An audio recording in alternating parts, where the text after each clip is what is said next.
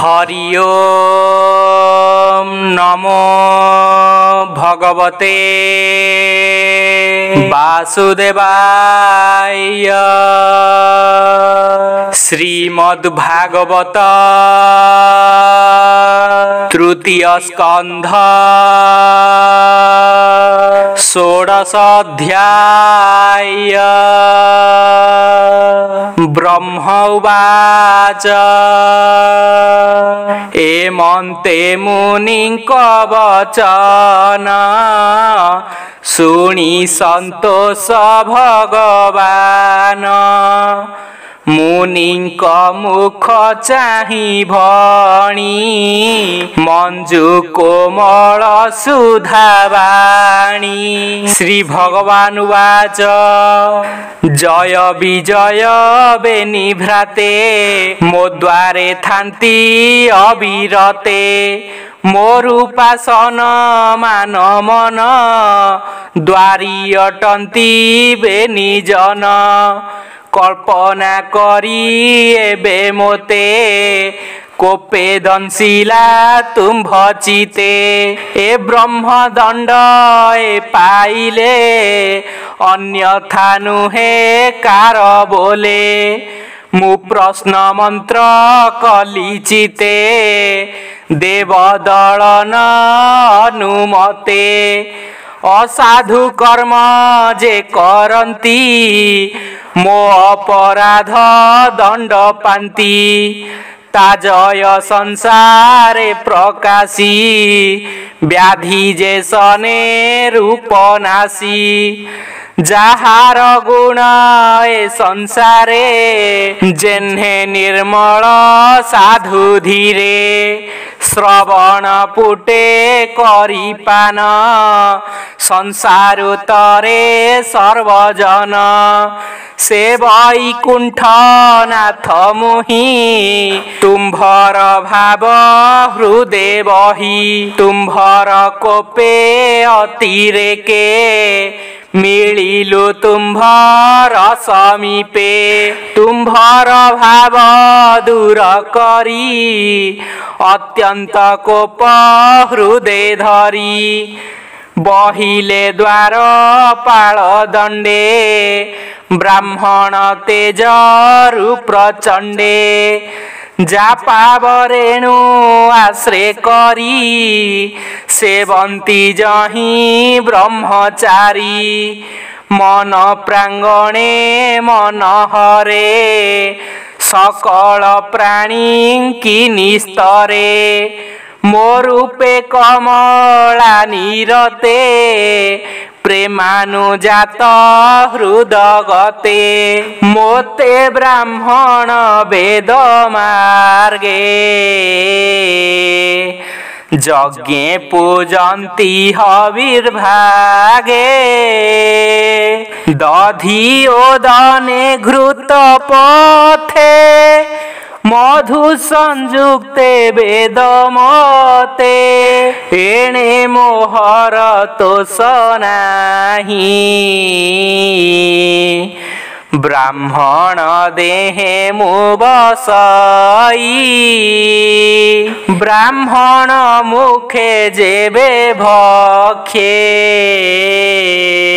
मुहि भक्षयिता प्रत्यक्षे। ब्राह्मण पादर जबळे मुए संसार जनमेळे।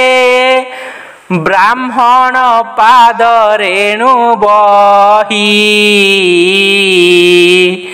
संसार हिते मोर देही। ब्राह्मण दोष जेबा सहे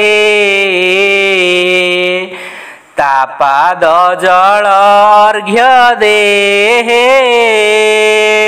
चंद्र सहिते अतिरेके पवित्र होन्ति तीनि लोके। विप्र शरीर मोर तनु एणु दुस्सह विप्रमन्यु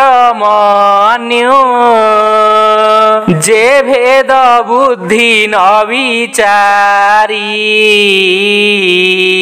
मोते चिंतन्ति ज्ञान करी ब्राह्मण अपराध कले केबे हे संसारु न तरे ब्राह्मण गाभी दुग्धवती रक्ष कही न प्राणी चिंती ए जे अटंती मो शरीर एक था निश्चय आंभर एहांकु भेद दृष्टि कले पापना सई दृष्टि भले जमर गृध्र रूपी दूत चंचुरे नासे दृष्टि पथ ब्राह्मण देहे द्रोह चिंती ए भव सिंधु न तरंती तुम्भर गति भजी नित्ये भ्रमंती घोर माया पथे तुम्भे ए ब्रह्म साप फले तृतीय पाप दुष्ट कूले दुष्ट आचार कर्म करी धर्म धर्म न विचारी एबे ए विप्रंकर तो से पुणी मिलिबे मोर पासे पुणी मु तुम्भ उपकारे बहिबी शरीर संसारे करीबी तुम्भंकु निस्तार एमंत कही चक्रधर एमंते विष्णु मुखवाणी संतोषे विप्रवर शुणी विष्णुर भक्ति हृदय बही कहन्ति शिरे कर देई ऋषिगण उवाच भो देव देव लक्ष्मीपति आम्भे न जानु तोर गति आम्भंकु अनुग्रह करी जाहा कहिले नरहरि ब्राह्मण देवता महिमा तो गति न जानन्ति ब्रह्मा तू पुणी विप्रदेवंकर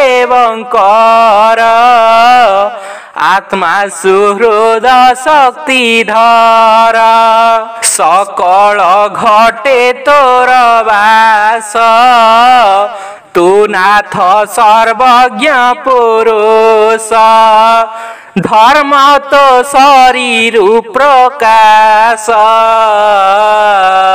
जे धर्मे सृष्टि पापनाश तू नाथ निर्विकार ब्रह्म जे देव देव बुद्धि कर्म ताहांक अनुग्रहे जन्म धन संचय देई मन तो पाद पद्म सेवा फले मृत्यु जिणाई भवु हेले तू अटु एमंत पुरुष अन्यर अनुग्रहे आस अन्यान्य अर्थ कामी जन लक्ष्मी सेवंती अनुदीन से लक्ष्मी तोहर सेवारे लिप्त थांती सदा काले श्री भगवान उवाच एमंत मुनि वचन शुणी संतोष भगवान ब्रह्म स्वभाव चित्ते बही कहन्ति विप्रंकु अनाई जय विजय बेनी भाई तुम्भ चरिते क्रोध होई असुर जोनि पाइबे सुहृद कर्म आचरिबे पुणी जे मन्ते मोर पुरे सुवर्ण वेत धरी करे पुणी वैकुंठर पासे जेबे तुम्भर मन तोसे से चारि मोहर नंदन तक्षणे आनंद वचन विष्णुर मुखु शुणी तो से बेगे मिलिले विष्णु पासे स्वभावे विष्णुर भुवने जहि न जानती दुष्ट जने विष्णुर पादे से मिलिले आनंदे निज स्थाने गले द्वारपालक मुख चाही कहन्ति प्रभु भावग्राही तुम्भे जे धरणी मंडले जन्मिब सुरंक कोले तुम्भ कुशल मु करिबी तृतीय जन्मे उद्धारिबी एथकु सोचना न कर मोर वचन दृढ़े धर मु अबा समर्थ अटई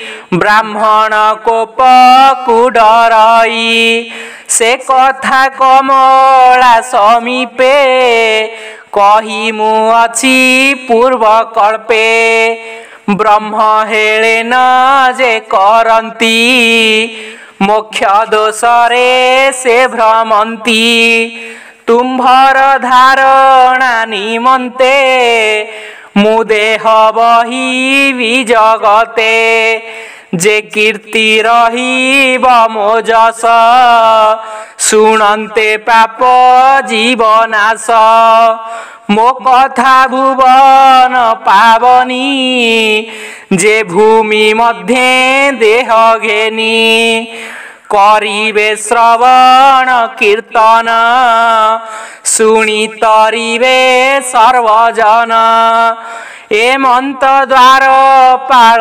कही निज भुवने भावग्राही बसिले कमलार मेले आवृत विमान संकुले से द्वार पाल बेनी भाई भालंती चारि दिगे चाही तक्षणे अधर सुखिला आत्मारु विष्णु तेज गला तक्षणे हत गर्भ होई अधोबदने बेनी भाई विष्णुर भुवने पड़न्ते हाहा शबद शून्य पथे से बेनी वीर एक भावे तक्षणे पशी दीति गर्भे कश्यप वीर्ये आश्रय करी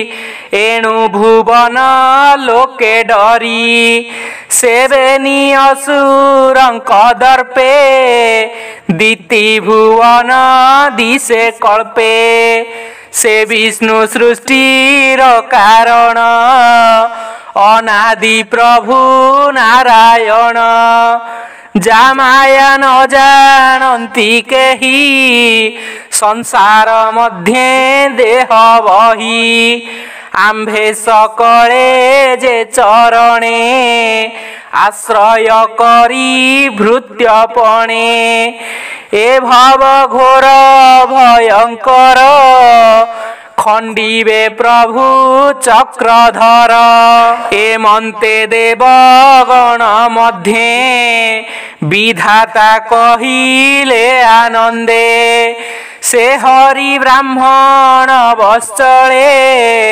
सुजने चिंत ध्यान बले से कृष्ण चरण पंकजे ब्राह्मण जगन्नाथ भजे।